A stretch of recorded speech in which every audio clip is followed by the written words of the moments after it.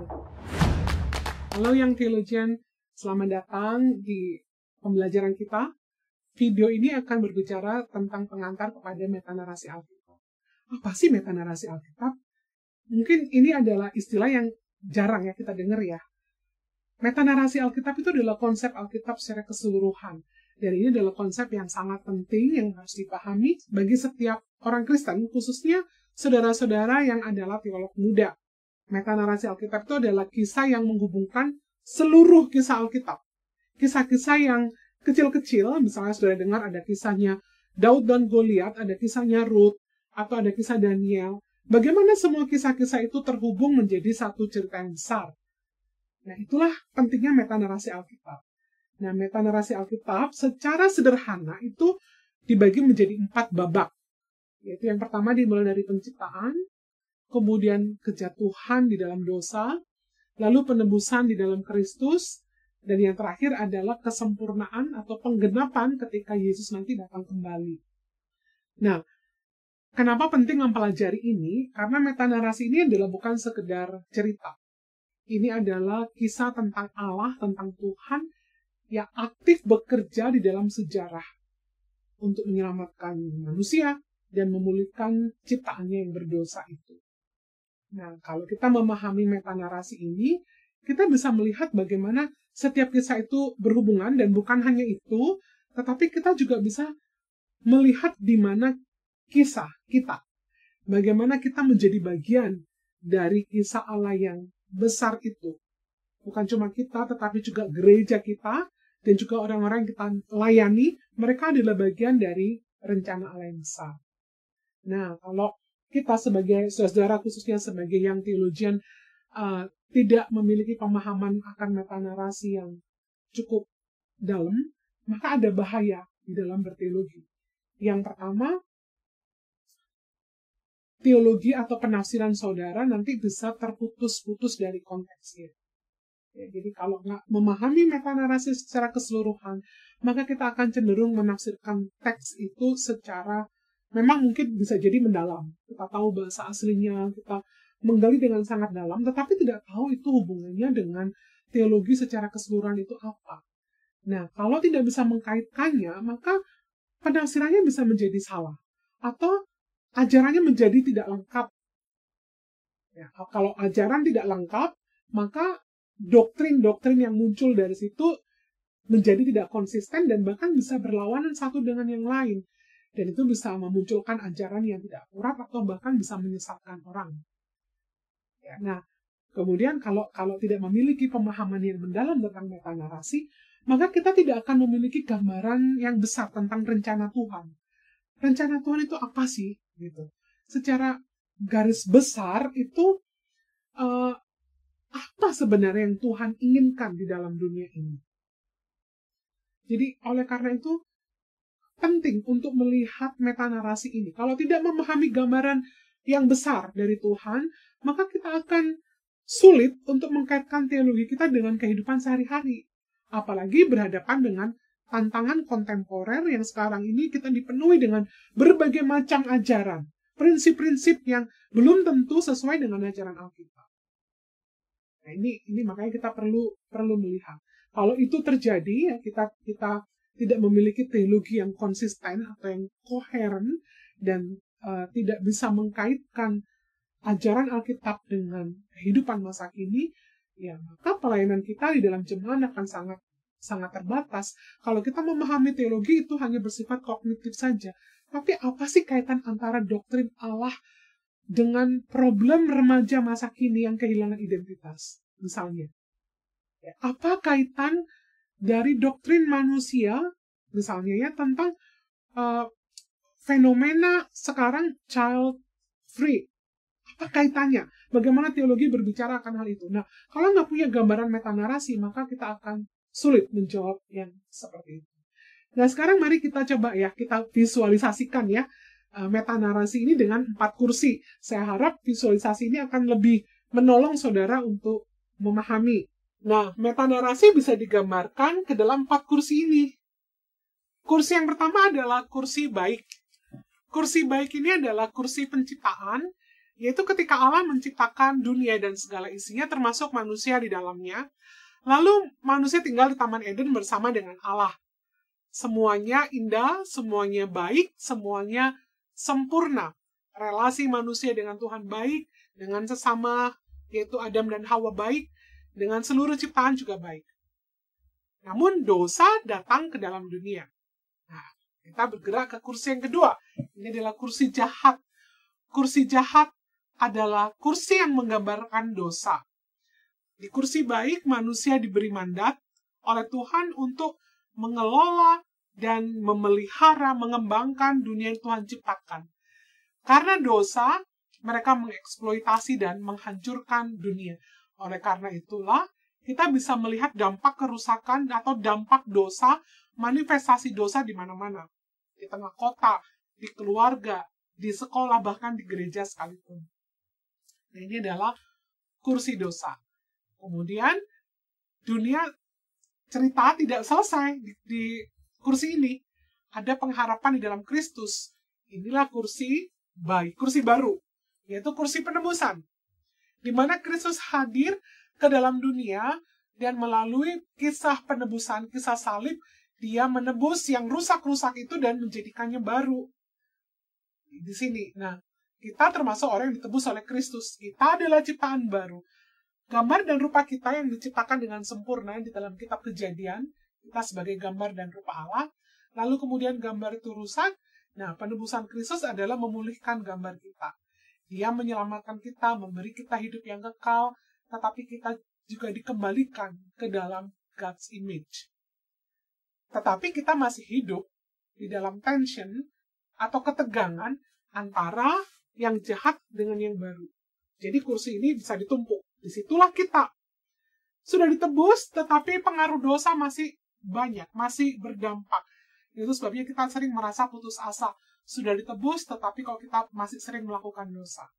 Nah, sekali lagi ceritanya tidak berhenti di sini. Tuhan tidak membiarkan kita terus-menerus hidup di dalam ketegangan itu, tetapi kita melihat ada kursi yang keempat, yaitu kursi kesempurnaan. Inilah kursi pengharapan kita. Di mana nantinya Kristus datang kedua kali, dan dia akan menyempurnakan karya penebusan itu sudah sempurna, tapi digenapi di sini.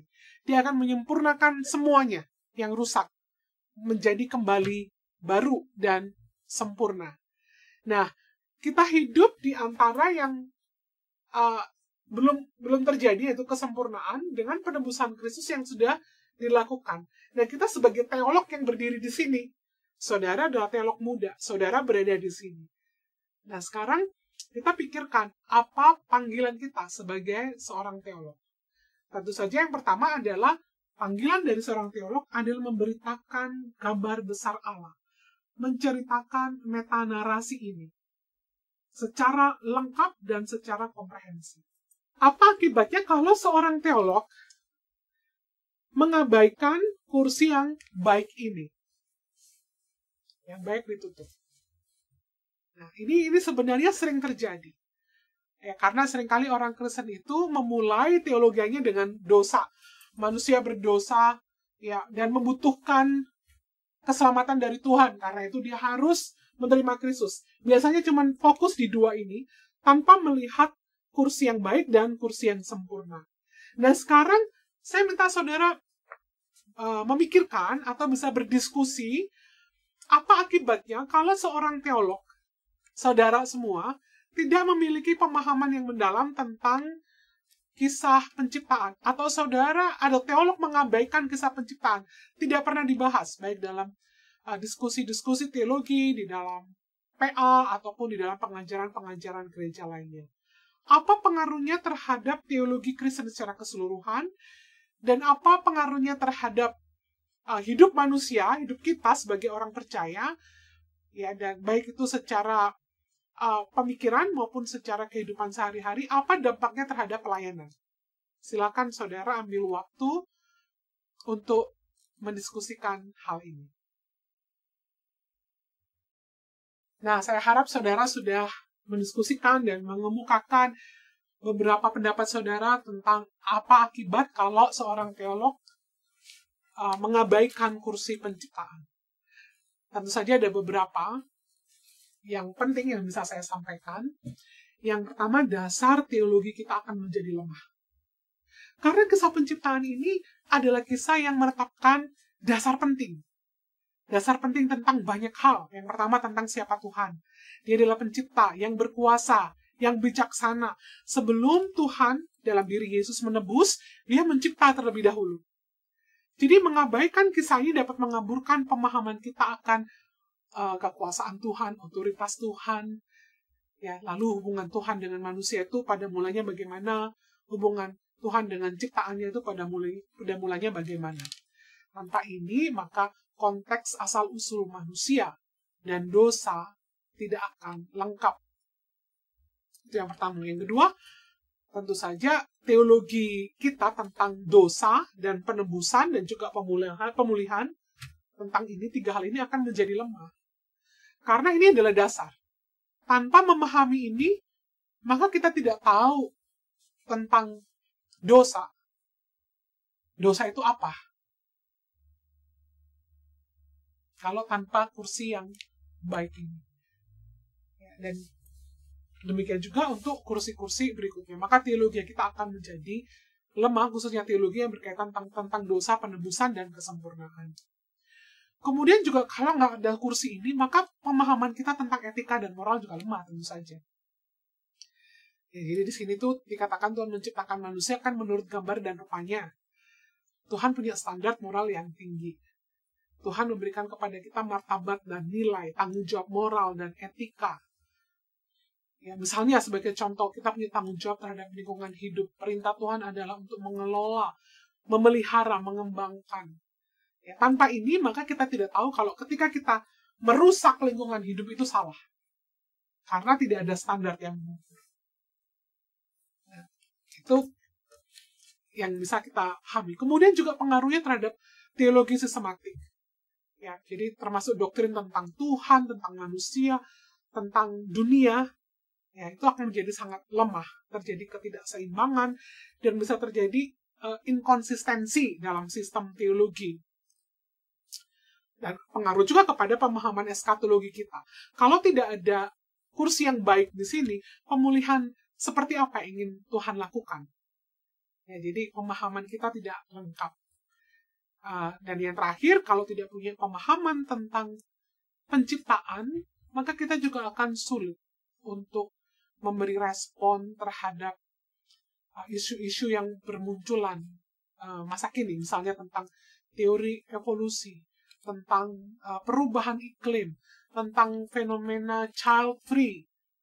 Nah, bagaimana kita memberi respon? Karena itu semua berdasar di sini. Ketika Allah menciptakan dunia dan memberikan mandat kepada manusia. Jadi, mengabaikan kisah penciptaan dapat mengakibatkan hilangnya dasar teologi yang penting. Pemahaman kita tentang Tuhan, manusia, dunia juga akan sangat lemah. Jadi, teologi kita akan goyang, akan mudah runtuh, dan kita juga tidak akan bisa melayani dengan efektif. Ini kalau kursi penciptaan yang diabaikan atau tidak banyak dibahas. Nah, mungkin sekarang yang ini ada, tapi bagaimana kalau yang dosa diabaikan? Bagaimana kalau kursi dosa itu diabaikan, tidak pernah dibahas, khotbah-khotbah juga tidak ngomongin dosa, PA-PA tidak ngomongin dosa. Apa dampaknya terhadap pemahaman teologi kita, ya, kemudian juga terhadap hidup kita dan juga terhadap pelayanan kita. Silakan ambil waktu, saudara, untuk memikirkan hal ini, bisa berdiskusi. Ya, nanti kita akan jelaskan hasil pemikiran saya, mengapa teologi tentang dosa ini penting untuk kita ketahui sebagai seorang teolog.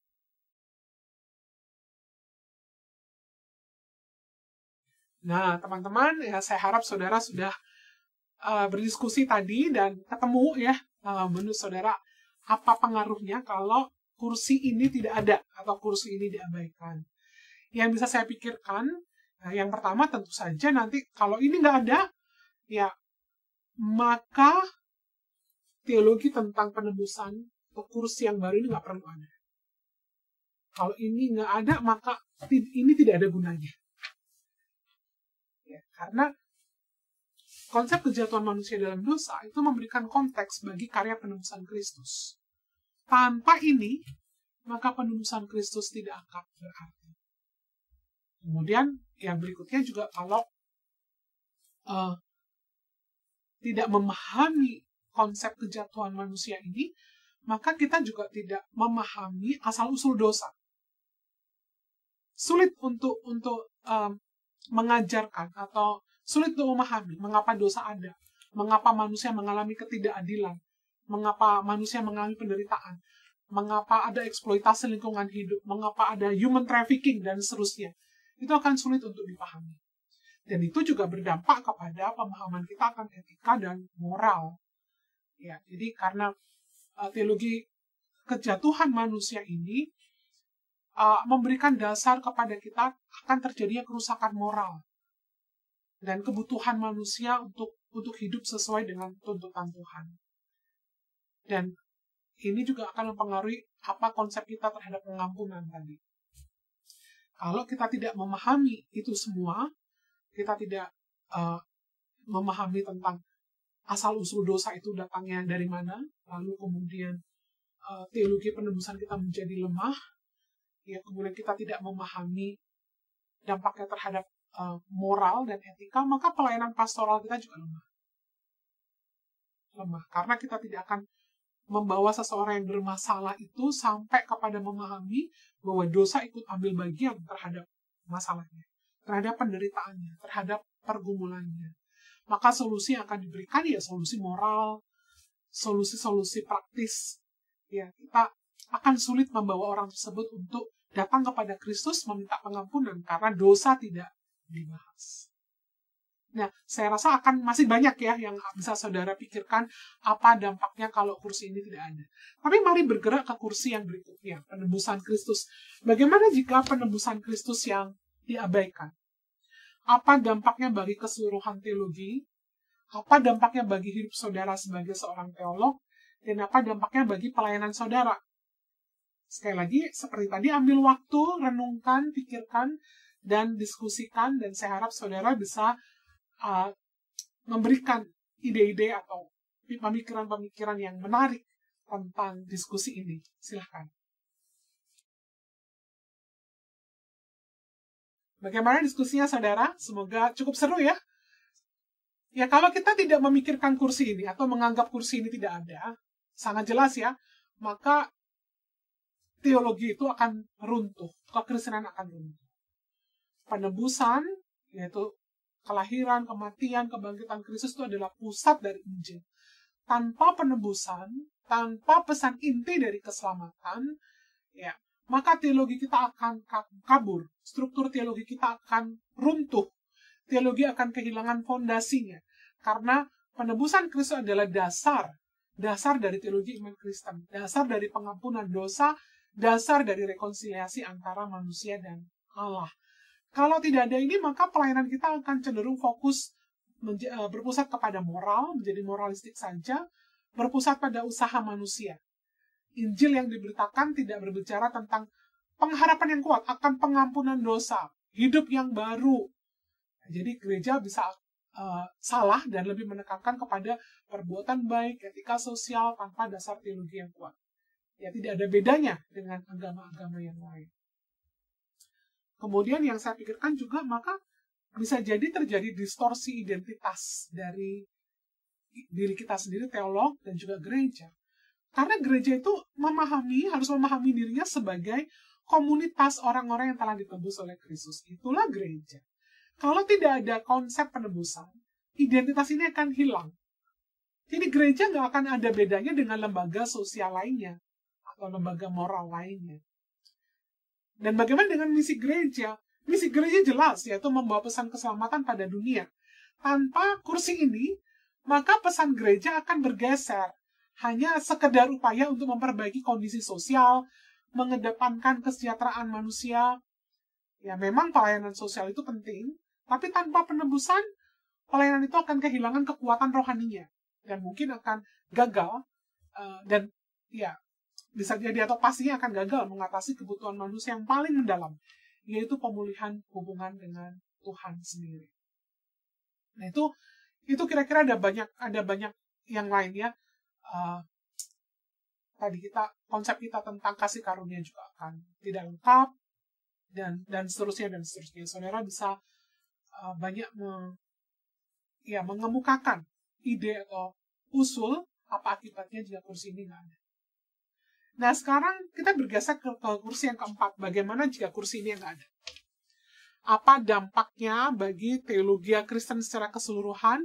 Apa dampaknya bagi hidup kita sebagai teolog? Dan apa dampaknya bagi pelayanan kita? Seperti tadi, saya minta saudara sekarang untuk berpikir, merenung sebentar, mendiskusikan hal ini, dan saya berharap saudara bisa menyampaikan pemikiran-pemikiran yang baik ya tentang diskusi ini. Bagaimana kalau seorang teolog mengabaikan kursi kesempurnaan? Silakan berdiskusi. Ya, saudara, kalau kita mengabaikan kursi kesempurnaan ini, ya tentu saja teologi kita tidak akan lengkap, ya kan? Kita akan kehilangan fokus pada pengharapan Kristus. Karena kedatangan Kristus kedua kali itu merupakan inti dari pengharapan iman kita. Kalau itu diabaikan, ya maka untuk apa ditebus? Untuk apa ditebus? Toh kita masih bergumul dengan penderitaan, dengan dosa, dengan lingkungan hidup yang rusak, tentang bergumul dengan korupsi. Lalu kalau tidak ada pengharapan, maka seakan-akan penebusan itu menjadi sia-sia. Ya sama aja dengan seakan-akan kehidupan tetap berada dikuasai di dalam dosa. Nah, jadi kita akan kehilangan esensi dari pemulihan dunia.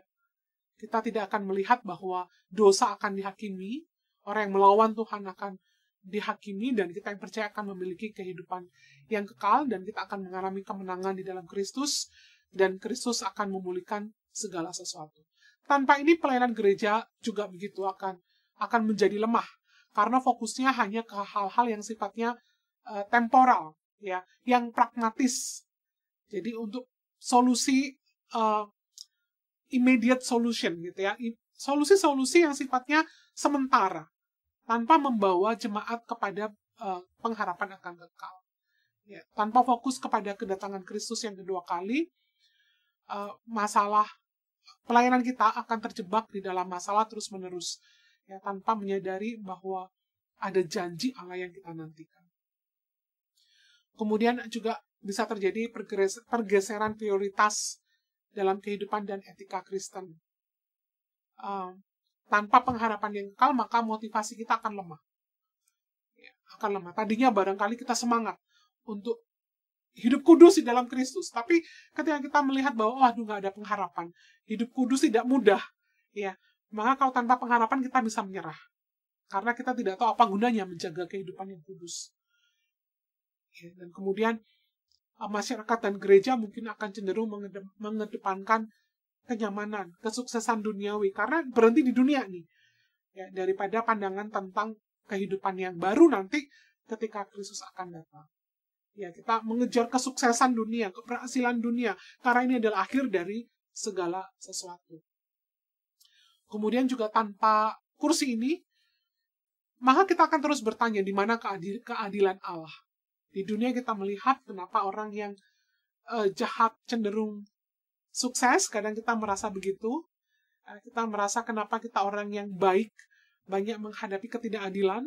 Kita akan terus bertanya di mana keadilan Allah. Tanpa pengharapan di sini, keadilan di dalam dunia tidak akan ditegakkan. Ya, dan ini akan membuat pemahaman kita akan dosa akan menjadi longgar, dan tanggung jawab di depan manusia tidak akan kita tekankan. Kan tidak ada pengadilan. Ya sudah, hidup aja di dunia, kita maksimalkan, begitu. Karena itu, kalau kursi ini nggak ada, ya teologi tentang penebusan juga akan lemah. Ya, pelayanan tidak berfokus kepada pentingnya pertobatan, kehidupan yang baru sesuai dengan kehendak Tuhan, karena merasa nggak ada gunanya, gitu. Nah ini, jadi itulah yang terjadi kalau kita mengabaikan kursi kesempurnaan ini. Nah, sekarang coba kita praktek ya. Kita akan praktek sedikit. Kita pilih satu topik Lalu kita melihat berdasarkan keempat kerangka ini. Nah, saudara, sekarang saya sedang duduk di kursi baik, yaitu kursi penciptaan. Mari kita berpikir tentang topik young theologian. Teolog ya, teolog muda, atau teolog apapun, usia apapun. Ini adalah panggilan kita. Kita duduk di kursi ini, lalu kita berpikir, di Taman Eden sebelum ada dosa, ada nggak teolog? Teolog itu adalah seseorang yang berpikir tentang Tuhan, ya kan? Dan Tuhan dan relasinya dengan manusia, relasinya dengan alam, relasinya dengan semua ciptaan Tuhan. Dan yang menjadi teolog di sini tentu saja manusia yang berada di Taman Eden itu, Adam dan Hawa. Bagaimana pemahaman mereka tentang Tuhan? Bagaimana pemahaman mereka tentang diri sendiri sebagai manusia? Bagaimana pemahaman Adam dan Hawa tentang tugas dan tanggung jawabnya, mengerjakan mandat yang Tuhan berikan? Saya membayangkan ketika berada di Taman Eden karena relasi dengan Tuhan dekat. Sehari-hari bergaul dengan Tuhan. Maka konsep dan pemahaman teologinya itu baik. Baik. Belum tercemar dosa. Baik. Kalau mereka tidak tahu, mereka bisa bertanya kepada Tuhan. Kalau mereka kesulitan di dalam mengerjakan tanggung jawab mereka sebagai manusia yang diciptakan oleh Tuhan, mereka bisa bertanya langsung dengan Tuhan. Jadi, teolog di Taman Eden ini, mereka punya kesempatan yang baik, cara berpikir yang baik, relasi yang baik dengan Tuhan. Lalu apa yang terjadi ketika di kursi dosa? Nah, saudara sebagai teolog bisa duduk di kursi ini, ambil waktu yang cukup untuk merenungkan. Apa yang terjadi di kursi ini?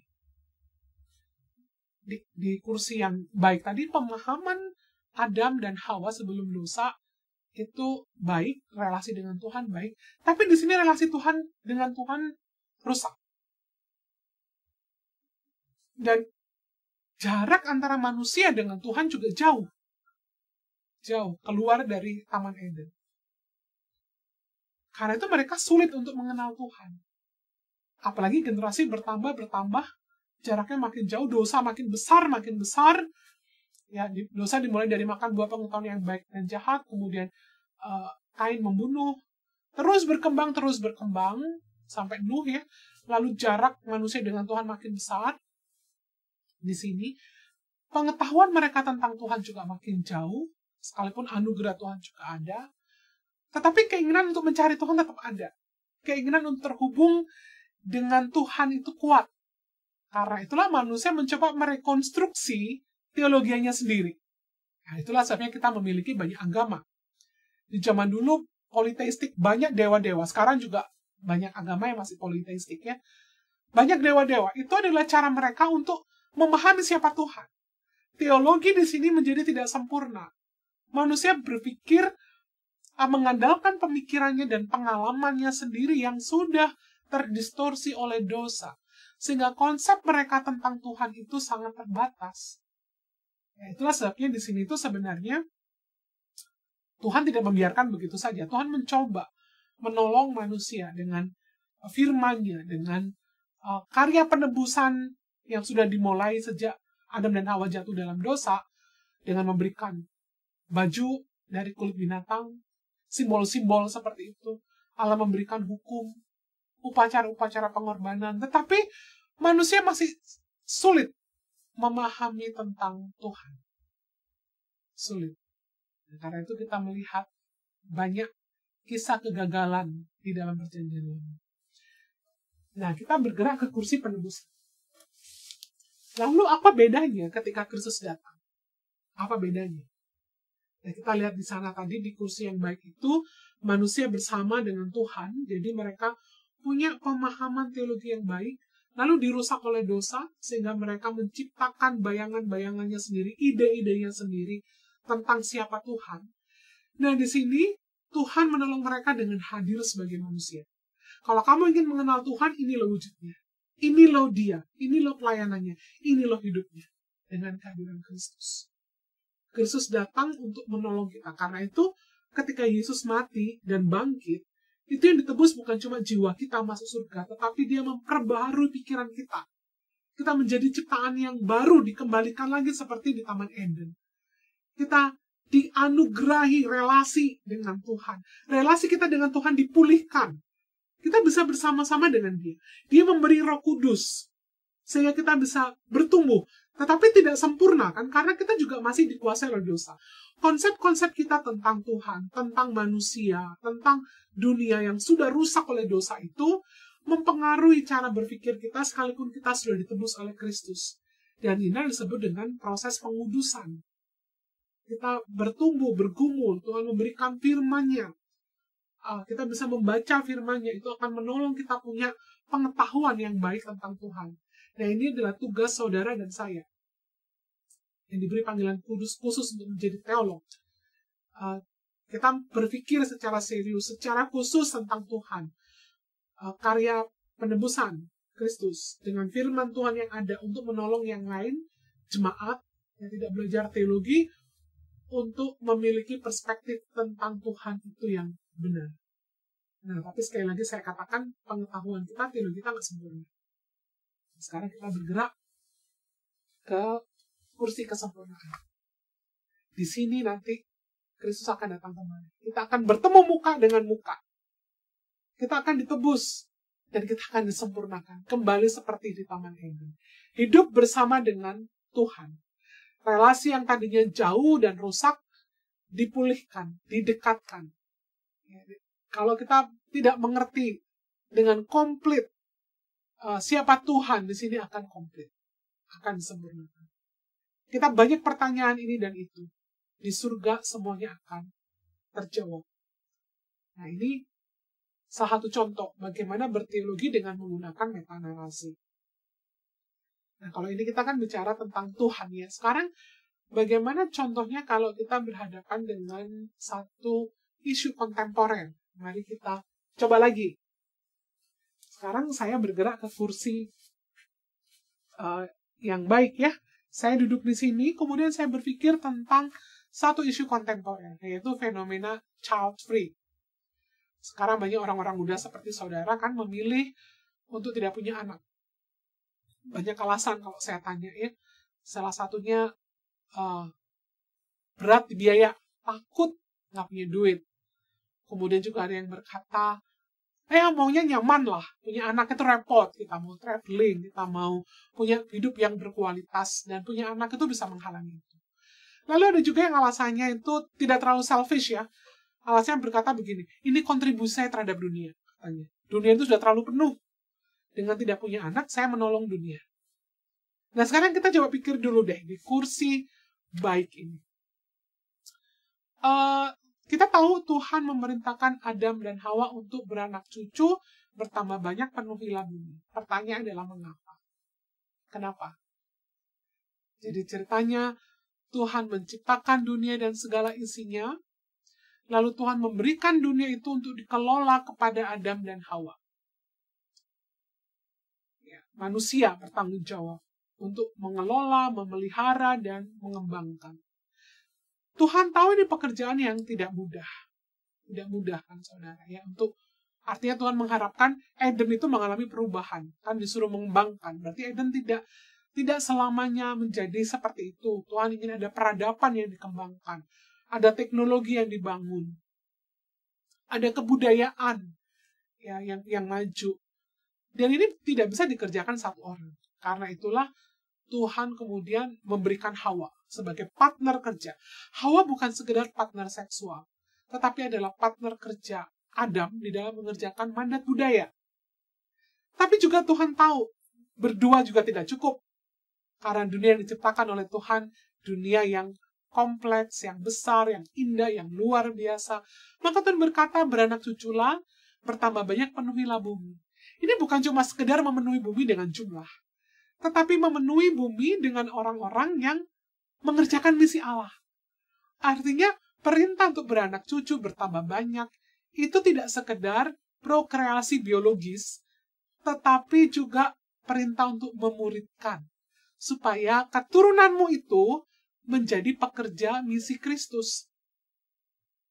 Nah, ini perintah mendidik anak itu terus diulang tuh dari apalagi Perjanjian Lama banyak sekali bicara tentang tanggung jawab orang tua untuk mendidik anak. Nah, inilah di sini.